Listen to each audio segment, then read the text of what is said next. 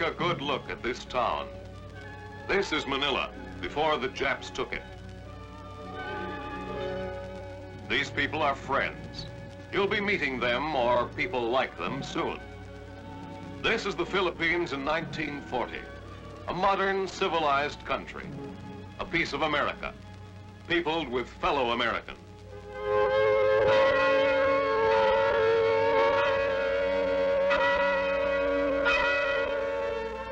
This is the Philippines, December 26, 1941, the day after Christmas. Jap bombers are coming. They're coming in spite of the fact that Manila was declared an open city to spare it from destruction. We didn't know then, as we know now, how little the Japanese respected international law. An open city? Open for Mitsubishis and Zeros. Open for fire, destruction, death. This was Manila's punishment for flying the American flag, for being an American city.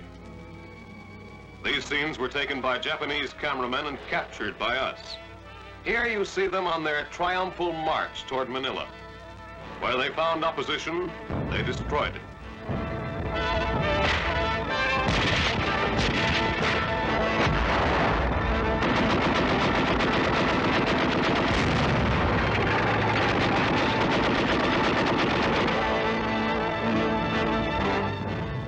Also destroyed without opposition. Christmas 1941. Goodwill toward men. Finally, they marched through Manila. Manila, the whole Philippines was theirs. Or was it? Not quite. Not for 5 months yet. Not for 2 bloody battlefields. Not for Bataan and Corregidor.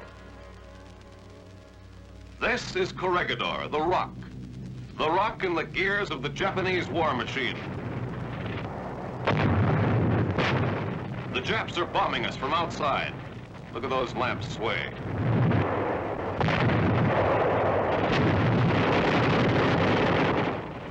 And still they kept coming. Here is more captured Jap film, the last of it. This is 5 months later as the little men closed in on Corregidor Fortress.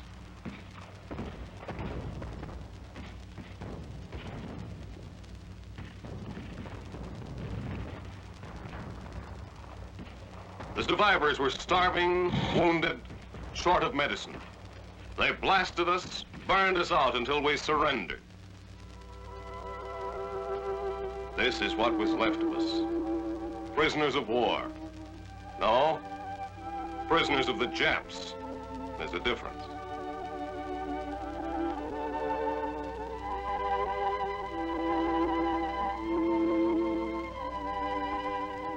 Name, Jonathan M. Wainwright. Rank, Lieutenant General. Serial number 02131. This is the start of the brutal death march. Many of these American and Filipino fighters were tortured and murdered. May 5th, 1942, a tragic day for us. We lost the Philippines. A tragic day for the Filipinos. They lost their freedom. But it was a great day for Hirohito, for Tojo, his head man. Whatever became of him? And for the Japanese soldiers.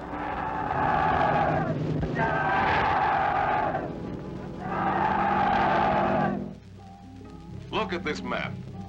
This is how the Jap topside saw it in 1941, right after Pearl Harbor.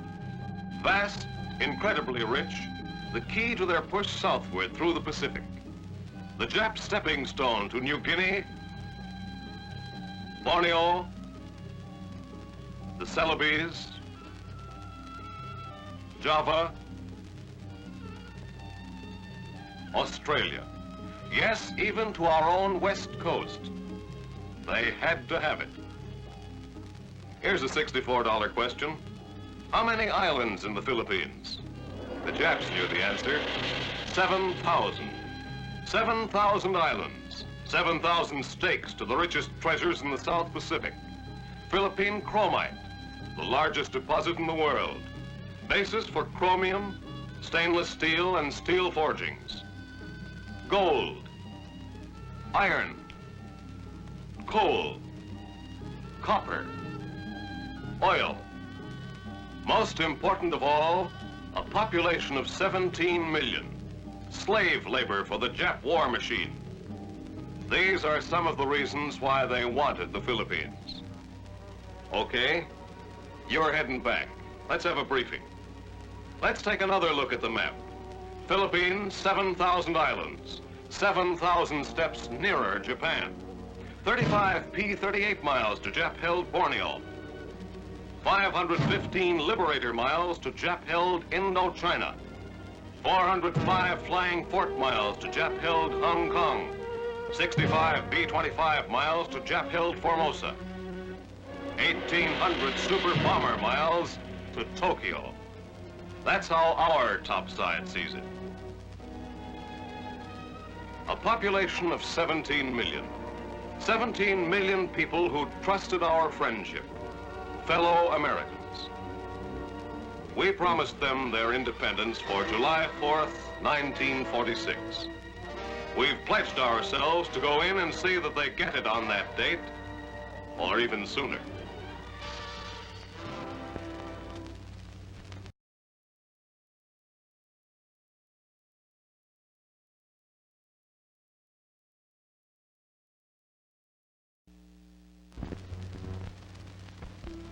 $17 million people, 7,000 islands. Yeah, the Philippines are one hell of a big place. It's a good idea for you to know something about this country and the people that live in it. Let's go back 400 years to 1521. That's the year Magellan sailed into this place on his way around the world. He landed on the island of Samar in the middle of the group. The Philippines got their name from Magellan's boss, Spanish King Philip, the great-grandson of Ferdinand and Isabella, who financed Columbus. Incidentally, Magellan made the mistake about a month later of leading an invasion. He got into a scrap with some of the natives. His round-the-world cruise came to a quick finish here on the island of Mactan. This is Magellan's monument. The Philippine hombres were tough fighters then, and they're still tough. Don't like invaders. Don't like Japs. See this cathedral? And this one? The architecture's Spanish. Here's part of an old Spanish wall. Philippine money. Get the name, peso. That's Spanish too.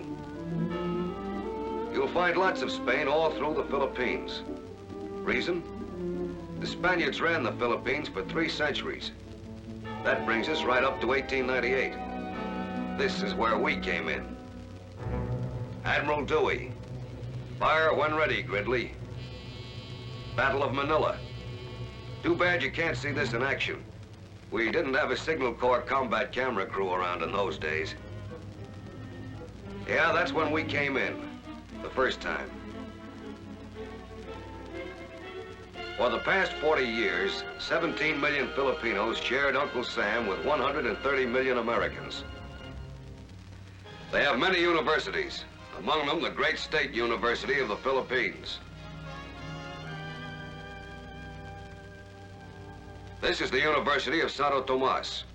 They've been studying here for more than 3 centuries.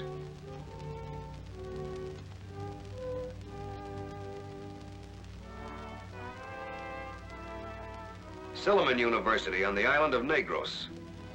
No studying here during the occupation. The Japs used the classrooms for army barracks. They learned the 3 R's American style in high schools,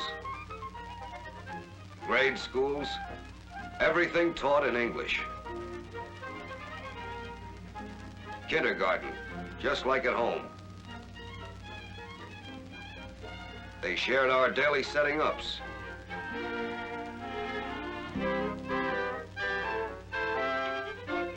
School for farming.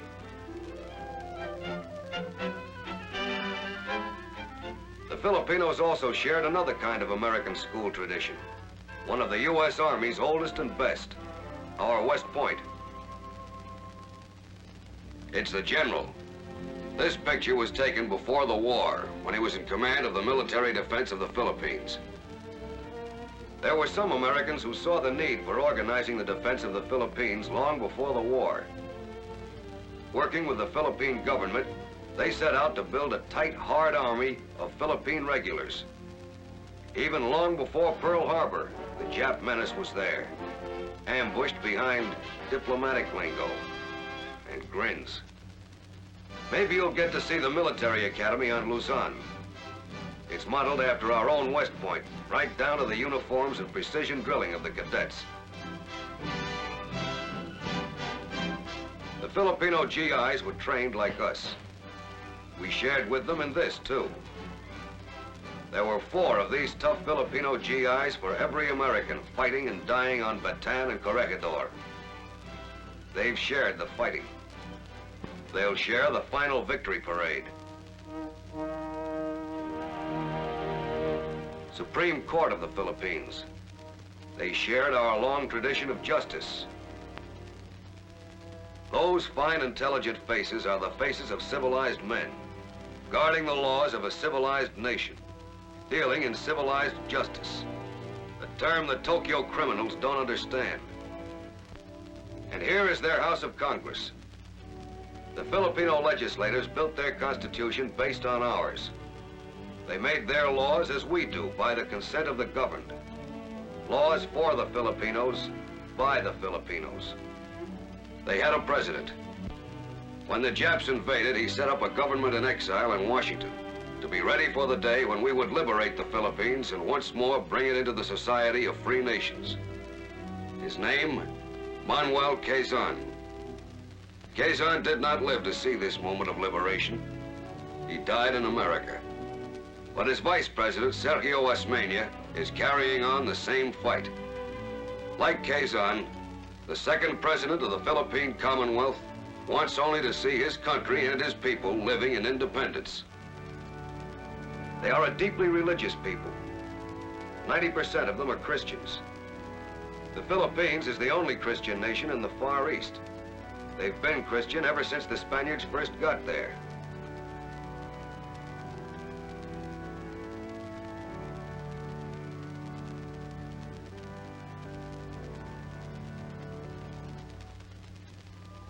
Like us, they're a mixture of a lot of races.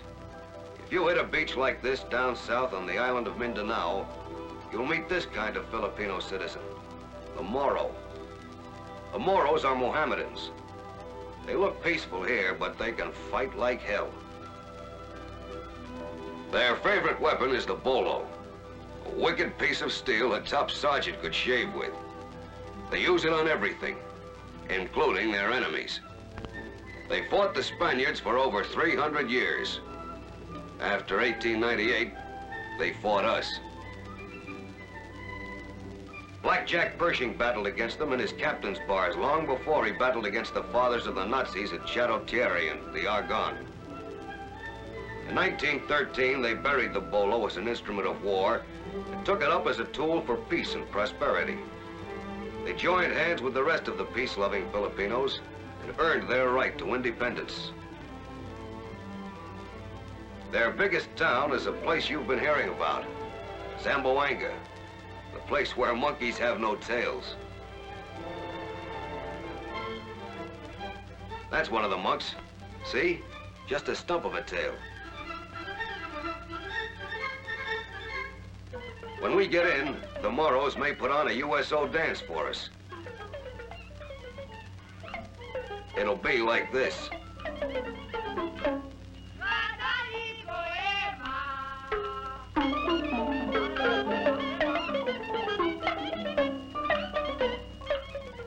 These Moros are a race of Filipinos with a culture and traditions, with manners, with beautiful clothes, and with pride in themselves. They have learned to trust us because we have learned to trust and respect them as fellow Americans. They dance, but they're hard-working. You might see a Moro woman husking rice like this. Or you might see this kind of human transportation, or this kind of house moving. Or you might see this on Saturday night, or this on Monday morning, and this every day in the week. A lot of them earn their living out of the sea.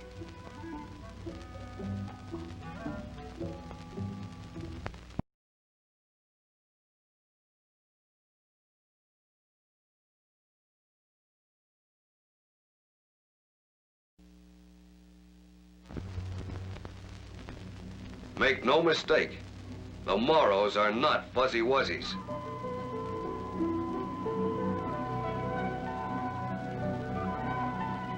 The lowlands of Mindanao lie 10 degrees above the equator. Some of you may find yourselves in the Jungle Mountains, or maybe 500 or 600 miles north on some of the other islands. Cebu, Mindoro, or Luzon.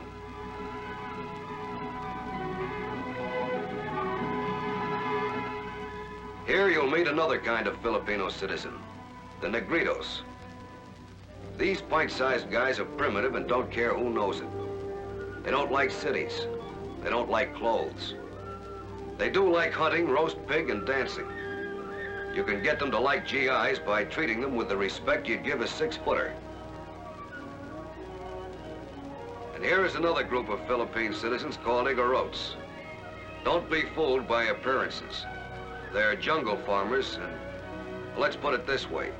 They never got degrees in any engineering school, but look at these rice fields cut out of the sides of a mountain.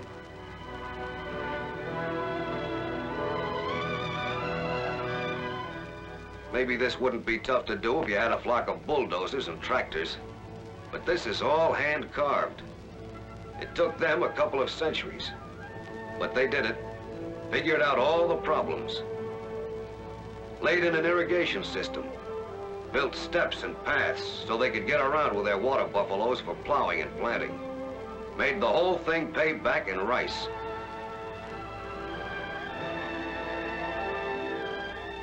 And it's beautiful.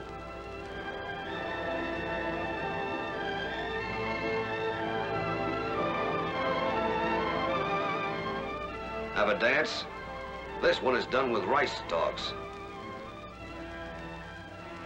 The Igorot women are as much an eyeful as their landscape. Fathers, brothers, and husbands of these women are piled in graves on Bataan, where they rode on the tanks and fell side by side with thousands of our own guys. There are some important things you should know about the Filipino woman. She is treated at all times by her menfolk with the greatest respect. She is devoted to her religion and to her family. You'll find her modest and modern. She listens to the radio, goes to the movies, dances. She understands and appreciates the meaning of a liberated Philippines as well as the men in her family. Yes, you'll find her modern and modest and friendly. Don't mistake her friendliness. Don't get too playful. She's used to being treated with the same respect we give our own womenfolk back home. You'll find her working, taking care of the family, outdoor girls, sophisticated ladies, moral ladies in a harem. These Filipino women live by their Mohammedan religion, live by it strictly. Usually you won't see them outside their homes unless accompanied by their husband or menfolk. Filipino girls wear models you don't see on a pinup. These are called butterfly sleeves. It's the national dress.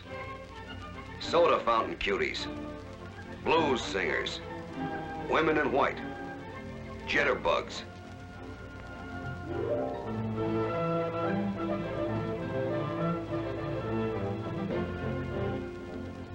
If you're lucky, you'll be invited to the homes of Filipinos. They're great family fellows. That's right, so are we. You'll get a chance to meet the folks. You'll also be introduced to a few dishes you probably never found in Mom's icebox. Don't let them throw you. Among others, there's puchero, the corned beef and cabbage of the Philippines, made with chicken and cabbage, string beans, and the sweet cousin of the Idaho potato called kamote. The bread and butter of the Philippines are fish and rice. If you're even luckier and get invited on a picnic, you'll get the best treat of all. Suckling pig roasted on an open fire. The Filipino version of a barbecue. It's called lechon. You'll probably be seeing lots of local food emporiums like these. You'll probably also be hungry and curious. This stuff will taste as good as it looks, but you might be buying dysentery. Let the mess sergeant do the buying. Follow all the rules. Don't eat uncooked food, green fruits, or raw vegetables. Don't drink unboiled water. Keep on the ball with your health by not forgetting anything you've learned, and by relearning everything you've forgotten. And here's a tip you gotta remember. The Japs have been around for a couple of years. They've been spreading propaganda and lies, and some other things even more poisonous. Watch your step. Watch your health. Yeah, the great American pastime. In Luzon or Louisiana, in Mindanao or Minnesota, it's the same old game. Filipinos go for our sports. Softball in homegrown uniforms. Water babies. The ponies. The same cheering crowds. The same also-rans. But this little number is strictly Filipino. It's called sipa, meaning kick. That's it, it's tennis without a racket. You keep the ball in the air with your legs. It calls for fast footwork. Maybe you'll get a chance to play it. Boxing out in the open.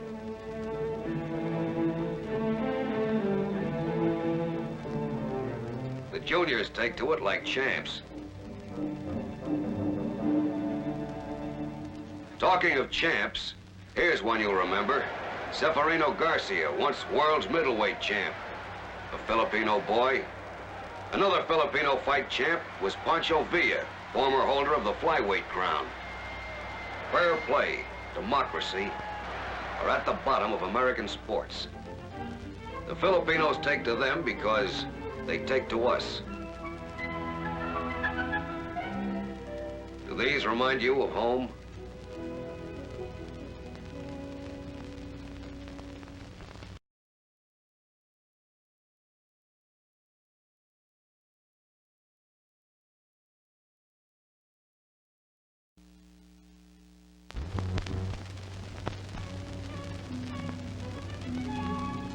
And look, Joe, don't be surprised if around midday you suddenly find yourself all alone on a street. It's another old Spanish custom, siesta time.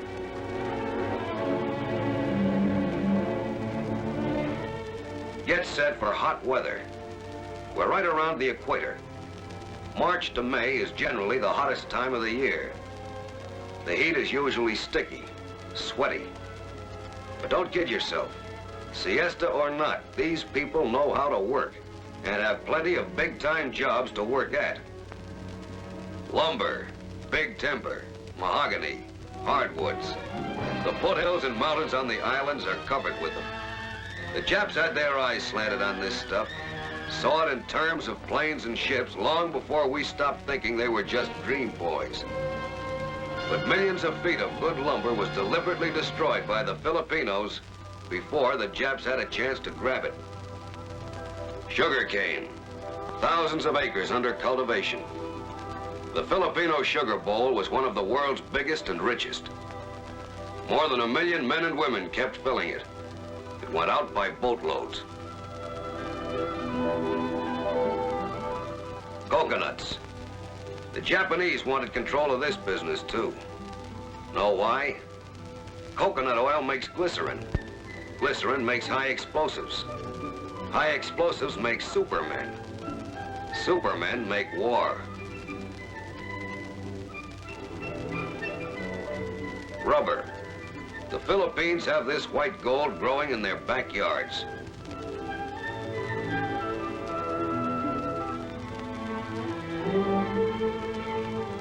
Tobacco. Cutting it. Bringing it in.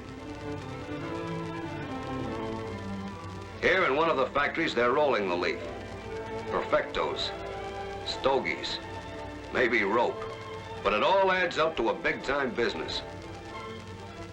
And here's the real rope, the McCoy, Manila hemp, grown from the ground up. The most famous and oldest industry in the 7,000 islands. This man's slicing the fibers of the abaca plant.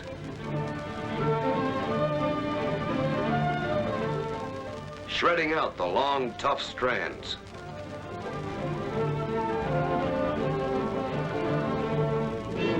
It's dried,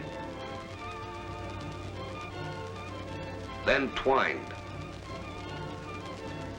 Back in the old Nantucket Clipper days, Yankee traders tied up with Manila hemp in ports over the 7 seas.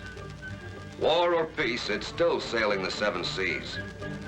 No other country comes even near producing as much. Factories, machines, workers handling every kind of skilled job. The kind of people that can run their own country. The kind of people that want peace in the Far East. But also the kind of people that started learning a new job on the double. A trigger-squeezing job we taught them, while the Japs were landing. The kind of people that went into the hills as guerrillas and fought the Jap army for 2 years because they knew what they wanted, knew what they had to do to get it. The kind of people that got into GI issue and trained in American camps. The kind of people that are marching back with you. The kind of people that idolize this American because he stands for everything we promised and are doing for the Philippines. The kind of people that want their children to grow up, as our kids will grow up, in a world without fascist dictators. Yeah, we're coming back to those 7,000 islands, to those 17 million Americans. This isn't just another movie. Take it from me. These people aren't natives. They aren't beggars. They have cities and farms and industries. They have schools and courts and a constitution. They also have pride and patriotism and self-respect. They love freedom. They'll die for it. They have died for it. Don't throw your money around. For 2 years, the Japs have looted the Philippines, and there's probably very little left in the stores for the 17 millions who live there. Don't get out of line either. For years, the Japs have smeared anti-American propaganda in China, Burma, Malaya, and among the millions of Filipinos. They filled them full of lies about us. Don't give them a chance to broadcast. I told you so. Just one word more. It's a word that covers a lot of ground. It covers 48 states. It covers 7,000 islands. The word is American. The Filipinos are American. Treat them like Americans. And Joe, don't for 1 day, 1 hour, 1 minute, ever forget that last message sent by a GI who saw his starved comrades, Americans and Filipinos, dying around him at Corregidor. What you are about to hear now is a transcript of the radio messages that came out of Fort Mills, Corregidor on May 5th. They are not near yet. We are waiting for God only knows what. The white flag is up. Everyone is bawling like a baby. They're piling dead, wounded soldiers in our tunnel. Corregidor used to be a nice place. It's haunted now. Get this to my mother. My love to Pa, Joe, Sue, Mac, Carrie, Joy, and Paul. Tell Joe, wherever he is, give him hell for us. Joe, you know who he means. Give him hell. Keep giving them hell till we get to Tokyo.